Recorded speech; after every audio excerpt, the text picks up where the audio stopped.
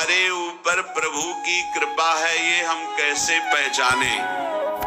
ये 8 लक्षण प्रकट होने लगते हैं जिसके ऊपर प्रभु की कृपा होती है। हमारे ऊपर प्रभु की कृपा है ये हम कैसे पहचाने? तो ये 8 लक्षण प्रकट होने लगते हैं जिस पर हरिजू की प्रियाजू की कृपा है।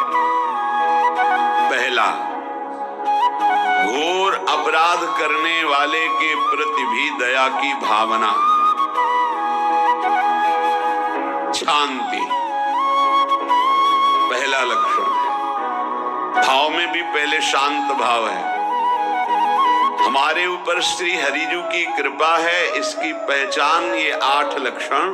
पहला, शांति, अर्थात घोर अपराधी के प्रति भी गुस्सा ना क्षमा करना, ये हरि की कृपा का लक्षण है। देख लो भाई, घोर अपराधी शब्द तो जाने दो, जरा सा प्रतिकूल हो जाए तो लाख समझाओ पर भ्रकुटी तनी रहती है। भला ऐसा है? अपराधी पर भी क्षमा का भाव होना, ये हरि कृपा पात्र में ही होगा, अन्य में नहीं। अगर अपने हृदय में ऐसा लगे कि ऐसा नहीं है तो हरिजू से प्रार्थना करनी चाहिए कि कृपा करो मेरे में सामर्थ्य आवे। दूसरा, अनुसूया, वो किसी भी के प्रति कभी भी कोई दोष दर्शन ही नहीं करेगा। दोष कथन, दोष श्रवण की तो बात जाने दो। अनुसूया, दूसरों के गुणों में दोष ढूंढना ये नहीं होता, हरि कृपा पात्र में नहीं होता। ये सब भजन के नाश करने वाले, जैसे पहला अपराधी पर क्रोध कर देना, माया ने भेजा इसीलिए था कि तुम्हारे साथ व्यवहार ऐसा करे कि तुम क्रोध करो। क्रोध करोगे तुम्हारी ऊर्जा शक्ति नष्ट हो जाएगी, अध्यात्म में जो चलने की थी। और कहीं तुमने संकल्प कर लिया तो भजन शक्ति नष्ट हो जाएगी। तो अगर भजन बल है तो गया, जरूर उसको दंड मिलेगा, पक्का मिलेगा, 100% मिलेगा, लेकिन आप खाली हो गए। ना भजन करने की वृत्ति रहेगी और ना भजन रहेगा, दोनों बात। अनुसूया, किसी के सद्गुणों में दोष देखना, गुणों में दोष ढूंढना, ये हरि कृपा पात्र में नहीं होता। ये बहुत मंगलमयी बातें हैं जिससे हमारा भजन मार्ग पुष्ट होता है। तीसरा, वो बाहर से और भीतर से पवित्र रहता है, हरि कृपा पात्र। शौचाचार का ज्ञान होना चाहिए, वस्त्र आपके पवित्र होने चाहिए, ये बाहरी, जल रज आदि के द्वारा बाहरी पवित्रता। और निष्कपटता, निश्चलता, सत्य भाव, ये अंदर की पवित्रता है। अगर कपट है, छल है, असत्य है तो हृदय मलिन रहता है। भीतर और बाहर से पवित्र रहना, इसमें खास बात क्या है? भीतर और बाहर से पवित्र रहने में, भीतर और बाहर से सदैव पवित्र कौन रह सकता है? तो बोले जो पुंडरीकाक्ष भगवान श्री हरि का, प्रियाजू का स्मरण करता रहता है, शवायाभ्यंतर शुचि, वो बाह्य और अभ्यंतर दोनों से पावन रहता है। तीसरी जो कृपा का लक्षण है, अर्थात वो सदैव भगवत चिंतन परायण, शौचाचार का पालन करने वाला, बाहर और भीतर से हरि कृपा पात्र पवित्र रहता है। चौथा, ऐसे कार्यों का अनुष्ठान न करे जिनमें हमारा भजन छूटता है, जिनमें सत्य छूटता है, जिनमें भगवत भाव छूटता है। जैसे आपके ऊपर कृपा हुई, आप भगवत मार्ग में चल रहे हैं, अब आप ऐसे सांसारिक कार्यों का अनुष्ठान कर रहे हैं जिनमें आपकी चित्त वृत्ति बिल्कुल भगवत विमुख हो रही, तो जीवन का लाभ क्या होगा? लाभ तो है भगवत स्मरण से। कल एक ने प्रश्न किया कि मैं खाता तो नहीं लेकिन मांस के दुकान में मांस बेचता हूँ, होटल है, क्या उचित है? ये उचित कैसे हो सकता है? तुम और भी तो व्यापार कर सकते हो। जरूरी है धर्म का पालन करने की इच्छा करते हो, धर्म आचरण करते हो, ऐसा नहीं। तो विरत बहुकर्मा, उन कर्मों से हमें विरत रहना है जो हमारे धर्म के विरुद्ध है, जो भजन के विरुद्ध है। हरि कृपा पात्र ऐसे कर्मों का अनुष्ठान कर ही नहीं सकता। अपने भजन का फल देखना भगवत कृपा पात्र की, सबको प्रदान कर देना।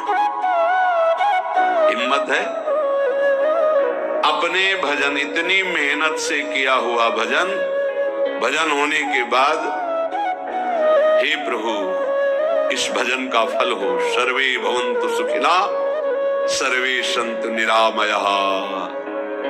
तो यहां तो कहते हैं महाराज एक माला रोज आपके लिए करता हूं कि आपकी बीमारी ठीक रहे, तो शेष किसके लिए करते हो प्रभु?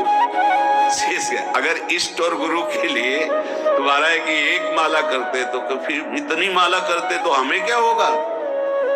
सब आपको दे देंगे तो हमें क्या होगा? तभी भजन का रहस्य ले जाना। छठवां,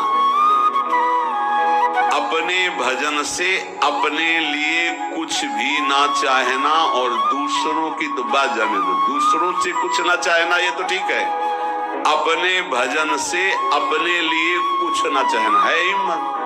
देखो ये हरि कृपा पात्र में हिम्मत होती है। अपना भजन अपने प्रयोग में ना लाना, इसका भी आंतरिक रहस्य है। अपने प्रयोग में आप शरीर को लेकर के बोलेंगे, अगर स्वरूप को लेकर तो प्रयोग की कोई वहां जरूरत ही नहीं, स्वरूप पूर्ण काम है, वहां कोई अभाव नहीं। जब आप कोई भाव अपने लिए करेंगे तो देह भाव होगा, देह भाव से किसी विषय की मांग होगी। विषय पूर्ति भजन का फल नहीं होता, भजन का फल होता विषय निवृत्ति। बहुत जोर की बात है, कैसे समझें? अपने भजन का भी फल अपने लिए नहीं, दूसरों से कुछ चाह रखना तो बात ही जाने दो, भजन से भी कोई अन्य सुख की चाह नहीं हुई। क्या चाहिए? भजन ही बनता रहे, भजन का फल भजन बनता रहे, खूब निरंतर जप करते रहे। सातवां, किसी भी मान सम्मान कीर्ति पद प्रतिष्ठा के मिलने पर हृदय का असंतुष्ट हो जाना, यह हरि कृपा पात्र का लक्षण होता है। प्रणाम नमस्कार जय हो तो हृदय में संतुष्ट हो जाना चाहिए। कोई किंचन मात्र अभिमान न उदय हो जाए। प्रभु बचाओ, ये माया की चकाचौंध से बचा लो नाथ। कौन सा अपराध बन गया कि आपकी जय की जगह यहाँ हमको ऐसा सुनना पड़े। मान प्रतिष्ठा कीर्ति जिसके लिए बड़े बड़े लालायित रहते, हरि कृपा पात्र को विष की तरह चुभती है। और आठवां, किसी भी प्राणी समुदाय से संबंध ना रखते हुए सब पर दया की भावना, सब पर कृपा की भावना, सब पर करुणा मैत्री पर किसी से ममता नहीं। ये सूत्र बहुत व्यवहार में प्रयोग करने योग्य है। सबसे करुणा और मैत्री पर किसी से ममता नहीं। करुणा तो करी भरत जी ने, मैत्री भी की मृग से, पर ममता रहित नहीं रहे। ममता कर ली तो अगला जन्म हिरण का हो गया। ममता नहीं रखी। निर्ममो निरहंकारा, करुणा मैत्री तो करनी है, जैसे इसमें आदेश है, गीता में जी आदेश है अद्वेष्टा सर्वभूतान मैत्रः करुणैव च, पर निर्ममो निरहंकारा, ये साधक की चतुरता है। प्राणी मात्र पर दया कृपा करुणा मैत्री, पर ममता नहीं। ममता किसी से, और यहाँ करुणा मैत्री ये तो गायब हो गई, केवल ममता रह गई है। अपने शरीर से ममता, शरीर संबंधियों से ममता, विषय भोगों से ममता, यही जहर है। संबंध में ये ममता ही जहर है, विचारों में अहंकार जहर है, कर्मों में ये आसक्ति जहर है। इसी जहर को मिटा दे तो जीवन मुक्त महापुरुष कर्म करते हुए, विषय सेवन करते हुए, वार्ता करते हुए, विचार करते हुए, बिल्कुल जहर नहीं तो उसका जीवन हो गया। तो ये 8 बातें हरि कृपा पात्र में होती, इनको बार बार सुनना और हृदय में धारण करना।